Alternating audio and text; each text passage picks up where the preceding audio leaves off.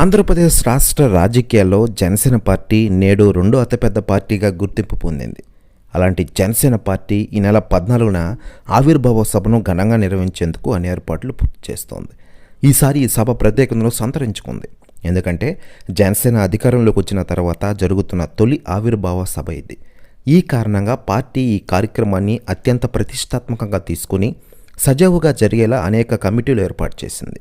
పవన్ కళ్యాణ్ ప్రాతినిధ్యం వహిస్తున్న పిఠాపురం నియోజకవర్గంలోని చిత్రాడ గ్రామం ఈ సభకు వేదిక కానుండగా జన సైనికులు పెద్ద ఎత్తున పాల్గొనడానికి సన్నాహాలు చేస్తూ ఉన్నారు. గతంలో రాజకీయ సమీకరణాలు ఒక విధంగా ఉండగా ఇప్పుడు పరిస్థితులు పూర్తిగా మారిపోయాయి. గత 5 ఏళ్లుగా జనసేన బలంగా ఎదగడానికి అనేక ప్రయత్నాలు చేసింది.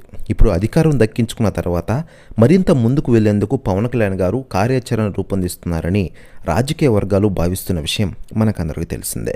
ఇక ఇదిలా ఉండగా లేటెస్ట్గా అందుతున్న సమాచారం ప్రకారం జనసేన ఆవిర్భావ దినోత్సవంకి దాదాపు 100 కార్లతో భారీ ర్యాలీ నిర్వహించనున్నారట. దీంతో షాక్లో ఉన్నారట సిబిఎన్ గారు. ప్రెస్ న్యూస్ కూడా తెగ వైరల్ అవుతోంది టోటల్ తెలుగు ఇండస్ట్రీలో మరియు ఆంధ్రప్రదేశ్ రాష్ట్ర రాజకీయాల్లో. మరోవైపు పార్టీ ఏర్పడి 10 ఏళ్లైనా ఇప్పటికీ క్షేత్రస్థాయిలో నాయకుల కొరత కనిపిస్తోంది. ఇప్పటివరకు పార్టీకి మద్దతుగా ఉన్న మెగా అభిమానులు, పవన్ కళ్యాణ్ అభిమానులే స్వచ్ఛందంగా ముందు వచ్చి పార్టీని జెండాను ఎగరవేసిన విషయం తెలిసిందే.